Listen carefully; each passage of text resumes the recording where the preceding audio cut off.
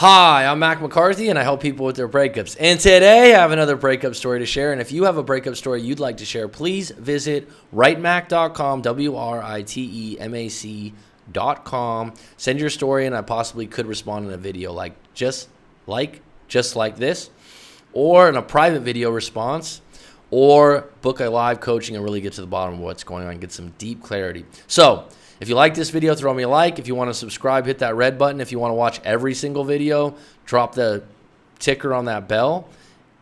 Let's get into it. So, hi, Mac. I'm currently in the aftermath of what feels like a crippling breakup. Well, that's a dramatic word to use. Really how you use language in your breakup and post-breakup, just go with, I broke up, it hurts. Crippling, crippling. I found your YouTube channel and was wondering if you would be kind enough to share your input on my situation. I'm doing it right now for you. My ex-boyfriend, okay, she just says A, and I started dating in college and had been in an on and off relationship for 9 years. On and off for 9 years, I would have to ask you, why was it on and off? Why wasn't it full time for those 9 years? That being said, 9 years on and off is a long relationship. There's a lot of chemistry there. There's a reason why you're on and off. So we are both 29. I really love him. He was my best friend. We had common interests, and we had great chemistry together. Wow. Okay, well, those are great things. Overall, relationship was amazing. Great word. Great word. Much better than crippling, right? Okay. Just don't like that word. I don't like that word used. But we did engage in the type of pursuer-distancer pattern. Interesting. Well, this creates a lot of lust. This creates a lot of want, push and pull.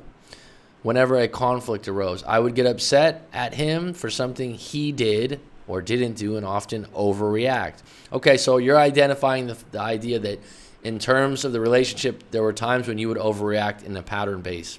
Okay, it's part of who you are. He would stop speaking to me, and I would panic and chase him until we resolved it.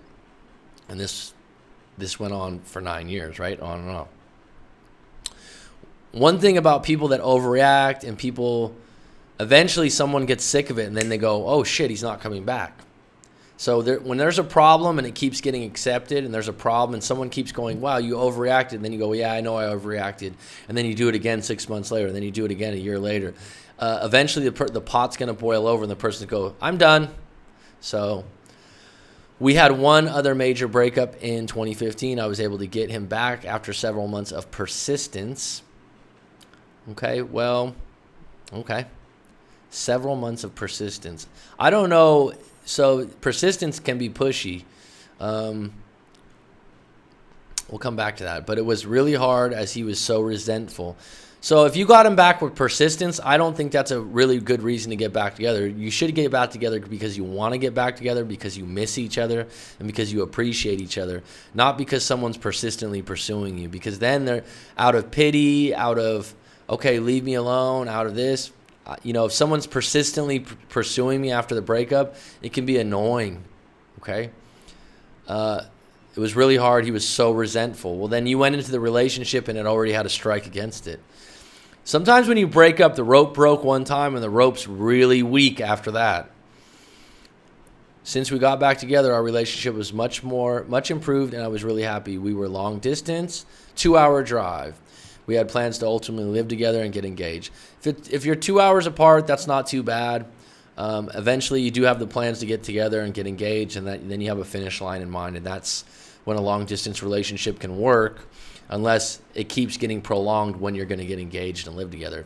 If you're like, oh, another 6 months, another year, then eventually someone goes, well, this isn't going to happen. To facilitate this, I applied to jobs where he lived and where I lived. I ended up getting 2 competing job offers, one in my city and one in his. Well, lucky you. I was very stressed out during the month or two making the decision. Well, if it's a career, not just a job, then you need to go what's best for you, because a career is part of your lifestyle, it's part of your values, it's part of your identity, and it's a big part of your happiness. So if you pick a job just because you want to live next to someone, that's going to hurt your relationship.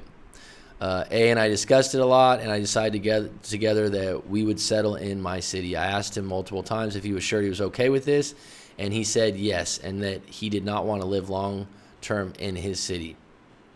Okay, sounds good. 2 days before I started my new job, it blindsided me with a breakup.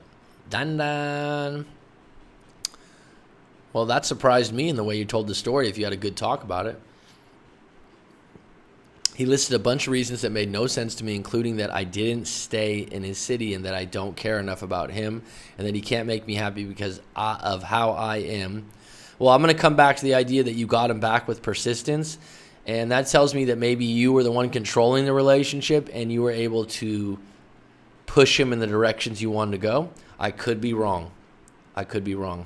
Based on what you're telling me, that's what I'm thinking. And that he has been feeling anger towards me for months. And he's someone that holds his anger in. So in reality, he really never wanted to move to your city, even though he agreed to it. It's hard to be it's called passive aggressive. For scenarios such as when I got upset at him for forgetting my birthday in June. He called me again the next day and said he made a mistake and still loved and wanted to be with me. And then when I guess I didn't react in the perfect way he wanted, he changed his mind again days later back to wanting to be broken up. Well, he's not really sure what he wants. Like I said, he's passive aggressive. He's not being honest about things. You need to officially break up for a period of time to let the smoke clear and figure out what you both want. And instead of getting him back with persistence, you need to consider coming to a point where you guys really miss each other and you're willing to sacrifice certain things for each other. And you need to ask yourself, are you overreacting or is he taking things too personal? So when you say you're overreacting, is it valid? Or are you saying sorry for stuff you don't really believe you're sorry for? I unfortunately begged and pleaded for him to reconsider, but he, while sobbing and hugging me, kept repeating, I just can't be with you. I just can't. Interesting words. It's been over 3 months of no contact. Okay, you've been broken up for 4 months and there's been 3 months of no contact. I am still devastated and confused. Well, if you were together for 9 years, this is going to take some time, unfortunately. 3 months of no contact, that's difficult. Sounds like it's the right thing to do if he was hugging you and saying, I just can't be with you. He broke up with you. This is not a time for you to be persistent or pushy or chase after him. He blamed everything on me, but I had no idea what was going on in his head. Well, nobody knows what anyone's thinking in their head. You have a better idea than I do, but it seems like he's very unsure of himself. It seems like he holds things in and he's not honest. And then when people do that, they boil over and you're like, where did this come from? Because they're not being honest. I feel like this all didn't have to happen if he just could communicated with me. What can I do to get him back? I'm scared if I reach out, I will just be met with more resentment and rejection. But I feel so frustrated and quite frankly angry that he dropped me when I was going through a difficult time. All right, let's unpack that really quick. I don't think you can do something to get him back. You can talk an individual like this with this personality, you might be able to talk him into getting back together, but it's not going to fix the problem. If you still have an idea that he's going to resent you, then you're going to be anticipating resentment, and then you're going to overreact to whatever he says. You see what I'm saying? Because you're anticipating resentment. And you're frustrated and quite frankly angry. That's not a way to revisit a relationship. If you're going to revisit this relationship, you need to start over, be present, and forgive each other for whatever happened in the past, and restart things, have fun, and reconnect. Trust, connection, attraction. And right now, you don't trust him. Possibly you guys are still attracted to each other. Your connection's been fully broken. And you going back into the relationship and going, yeah, let's get back together. But you know what? I'm really angry and frustrated with you 4 months later. That's not going to spark things up.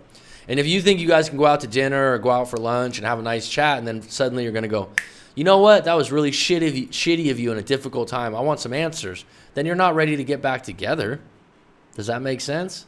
So I hope that helps you. If you're having a lot of trouble unpacking this, I would highly recommend doing a coaching session with myself or someone else out there and unpacking the whole story, because you were together 9 years, so you have a lot to get out. And when I do a coaching session, sometimes we just talk for 2 hours, 2.5 hours. And afterwards, they're like, wow, I just need, it's like flow, if you know what flow state is. You just get it all out. Because right now you're in the breakup 3-4 months, and those 9 years, you're like, remember this, remember that. And sometimes getting that all out in a 2-hour session really helps you get some clarity. It won't get your ex back, but it will get your thoughts a little bit more clear and where you're at. And right now, you need to continue to be in no contact for yourself and heal. Take some time from this relationship. So I hope that helps you. Please visit writemac.com if you've got a breakup story you want to share, or if you'd like to book a live coaching session. Thank you.